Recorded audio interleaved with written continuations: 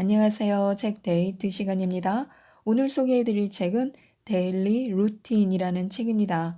허두영 지음, 데이비드 스톤에서 나온 책입니다. 오늘 하루 최선을 다해 살기 위해서는요, 루틴의 힘이 필요한데요. 이 책은 루틴을 통해 우리의 삶을 성공적으로 변화시킬 수 있도록 많은 도움을 주는 책입니다. 인공지능 시대에 맞는 삶을 살기 위해 하루 일상을 개조하는 하루 루틴 프로젝트를 시작해야 한다고 말하고 있습니다. 당당한 하루 일상은 엄격한 루틴에서 출발한다고 하는데요. 지금부터 몇 가지만 소개해 드리도록 하겠습니다. 성공한 사람들은요, 시간이 부족하다고 느끼며 늘 부지런하게 삽니다. 그들은 남들보다 훨씬 시간을 알차고 의미 있게 활용하는데요. 그런 열정을 이끄는 에너지는 자신이 하는 일에 대한 애착과 확신에 찬 목표에서 나옵니다. 그렇게 열정적으로 살아가는 과정에서 자연스럽게 루틴을 터득합니다. 그래서 그들은 생활에 일탈이 거의 없습니다. 성공한 사람과 그렇지 못한 사람의 차이는요, 다름 아닌 평상시의 루틴에 있습니다. 성공한 사람은요, 평범한 일상을 정성스럽게 쌓아가는 사람인데요. 비범한 삶은 수많은 평범한 일상이 쌓인 끝에 만들어지는 것입니다. 성공한 사람은요, 독서, 운동, 긍정적 사고 등 좋은 루틴이 많고요. 그렇지 못한 사람은 음주나 흡연, 무절제, 수면 부족, 운동 부족, 긴 통근 시간, 긴 스마트 기기 사용 등 좋은 삶을 방해하는 루틴이 아주 많습니다. 루틴은 시간을 후회 없이 사는 지혜요, 나를 사랑하는 방법입니다. 하루를 좋은 루틴으로 채운다는 것은요, 하루를 최고의 날로 조각하는 것입니다. 그럼 하루 루틴을 실천하면요, 어떤 것들이 좋을까요? 첫째, 불필요한 의사결정 시간을 줄일 수 있습니다. 성공한 사람은요, 공통으로 의사결정이 간결합니다. 그들은 작은 결정을 하는데 시간을 낭비하기보다는요, 자동화된 단호한 행동 패턴을 실천해 가면서 생각할 거리를 줄여갑니다. 둘째는요, 중요한 일에 시간과 에너지를 집중할 수 있습니다. 체계화되고 하루 루틴이 일상이 된 사람은요, 일의 경중이 명확하기 때문에 중요한 일에 자신의 시간과 에너지를 집중할 수 있습니다. 셋째는 건강을 유지할 수 있습니다. 잘못된 식습관과 자세, 흡연, 음주, 운동 부족 등 건강하지 못한 루틴이 질병을 부릅니다. 건강한 사람의 공통점은요, 예외 없이 생활 속에서 건강한 루틴을 실천하고 있습니다. 넷째는요, 평범한 두뇌로도 성공할 수 있습니다. 서툴러도 남다른 꾸준함이 있습니다. 다섯째는요, 힘들이지 않고 많은 일을 해낼 수 있습니다. 좋은 루틴이 일상화된 사람은요, 자신의 생체 리듬과 에너지에 맞춰서 할 일을 최적화합니다. 효율적인 시간 관리가 가능하기 때문에요, 하루 24시간을 마치 48시간처럼 활용하면서 많은 일을 해내고 있습니다. 여섯째, 자유와 성취를 얻을 수 있습니다. 루틴은 충동적인 자아를 제어하고 이성적인 자아가 삶을 다스리도록 합니다. 루틴을 통해 꿈을 이루는 과정에서 성공 경험이 쌓이면요, 자기의 확신이 더해지고 진정한 자유와 행복을 맛보게 됩니다. 마지막 일곱 번째는요, 빠른 시간 내에 몰입할 수 있습니다. 우리는 일을 시작하기 전에 스마트폰으로 뉴스나 메시지를 확인하느라 시간을 보냅니다. 하기 싫은 일이면 더더욱 그렇습니다. 우리는 딴짓을 하느라 해야 할 일을 제때 시작하지 못하는 경우가 너무나 많습니다. 하지만 오랜 시간 루틴이 몸에 밴 사람은요, 불필요한 워밍업 시간 없이도 짧은 시간 안에 몰입할 수 있습니다. 빠른 몰입은요, 정해진 시간 내에 많은 양의 일을 해낼 수 있게 함은 물론이고 결과의 질을 높입니다. 그래서 우리들도요, 지금 자신에 맞는 루틴을 설계해 보는 것이 좋습니다. 30분 일찍 일어나기, 이불 개기, 20분 명상 시간 갖기, 부정적인 말 하지 않기 등 거창할 필요는 없습니다. 그리고 시작했으면 멈추지 말아야 합니다. 루틴이 익숙해지고 편해지면요, 어느새 변화된 삶을 맞이하게 될 것입니다. 긍정적인 생각은 표정으로 나타나고요, 마음의 여유는 상대를 대하는 태도로 나타납니다. 아름다운 감정의 결은요, 목소리로 나타나고 좋은 성품은 말투로 나타납니다. 신념의 수준은요, 행동으로 나타납니다. 많은 사람이 아침 시간을 맞이하는 걸 싫어합니다. 출근해야 되고요. 또 등교해야 하기 때문인데요. 따라서 아침 기상 핵심은요. 어떻게 기분 좋게 아침을 맞이할까 하는 것입니다. 기분 좋은 아침은요. 전날 밤에 어떻게 미리 준비하느냐에 따라 달려 있습니다. 전날에 평소 좋아하는 차나 과일을 준비하고요. 좋아하는 음악을 바로 들을 수 있게 세팅해 놓고 아침에 해야 할 일을 미리 정해두는 것도 좋습니다. 그렇게 하면요, 일어나자마자 동선을 최소화하여 기분 좋은 의식의 흐름으로 하루를 시작할 수 있습니다. 동선을 최소화하는 것처럼 이동 거리나 행동의 마찰력을 줄이는 것은요, 루틴을 만드는 데 있어 핵심적인 요소입니다. 무엇보다 기대되는 아침을 만드는 게 최선입니다. 우리는 모두 미루는 습관을 바꾸고 싶어 하는데요. 미루는 습관을 어떻게 바꿀 수 있을까요? 기대치를 낮추는 것만으로도 미루는 습관을 줄일 수 있고 행복도를 높일 수 있습니다. 더 좋은 방법은 작은 것부터 당장 시작하는 루틴을 만드는 것입니다.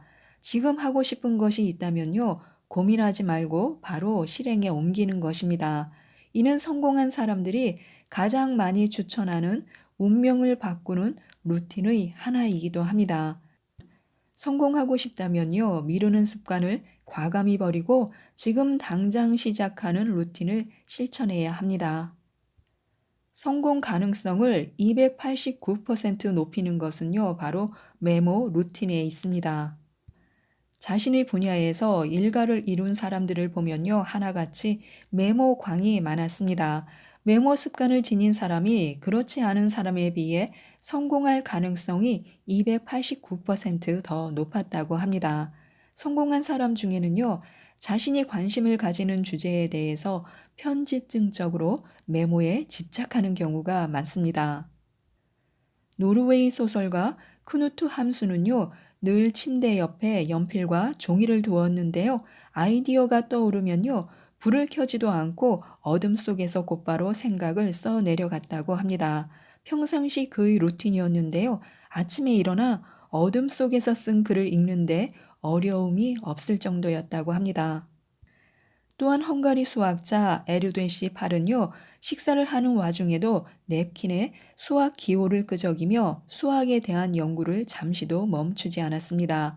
이렇게 광적으로 집착한 연구 덕에 그래프 이론, 수론 등에서 방대한 업적을 남기며 20세기 가장 위대한 수학자로서 명성을 얻을 수 있었습니다. 미국 16대 대통령인 링컨은요, 모자 안에 필기구와 종이를 늘 가지고 다녔고요. 음악가 슈베르트는 틈틈이 흰 와이셔츠에 떠오르는 악상을 메모한 것으로 알려져 있습니다. 레미제라블의 작가 빅토르 위거는요, 항상 작은 수첩을 가지고 다니면서 아이디어가 떠오르면 지체 없이 메모했습니다. 위고의 세 자식 중 훗날 작가가 된 샤를은요, 아버지를 이렇게 회상했습니다.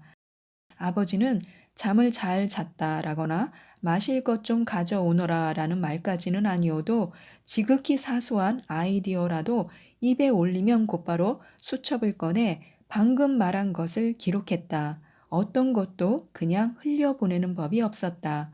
그리고 모든 것이 글로 옮겨졌다. 아버지의 책이 출간될 때마다 우리는 그 말이 고스란히 책에 쓰였다는 것을 확인할 수 있었다라고요. 이 외에도 저명한 철학자 니체, 칸트부터 스티브 잡스까지 메모광은 헤아리기 힘들 정도로 많습니다. 종이와 펜을 챙기지 않아도 괜찮습니다. 메모 루틴을 실천하자고 마음만 먹는다면요, 얼마든지 자신에게 맞는 메모 도구를 찾아 활용할 수 있는 편한 세상입니다. 갈수록 넘쳐나는 정보와 세상 소음에서 벗어나고 싶다면요, 나만의 정보 저수지와 아이디어 보물 창고를 만들어야 합니다. 정약용은 둔한 붓이 총명함을 이긴다라고 했습니다. 기록과 연습이 천재를 만듭니다. 천재는 꾸준히 루틴을 실천한 사람일 뿐입니다. 계획성이 없는 이브닝 루틴은요, 수면에 악영향을 끼칠 뿐 아니라 고스란히 다음 날까지 부정적인 영향을 미칩니다. 이브닝 루틴에는요, 모닝 루틴보다 더 절제된 계획이 필요합니다. 낮에 많은 에너지를 쏟는 직장인이나 학생, 주부라면요, 더더욱 유념해야 합니다. 종일 일하고 공부하느라 지친 자신에게 저녁 시간은 소중한 휴식이자 삶의 시간입니다. 대부분의 사람은요, 자신이 하는 일이나 공부의 영역에서는 계획적으로 시간을 철저히 관리합니다. 하지만 역설적으로 삶의 영역에서는 무계획하고 시간 관리에 소홀합니다.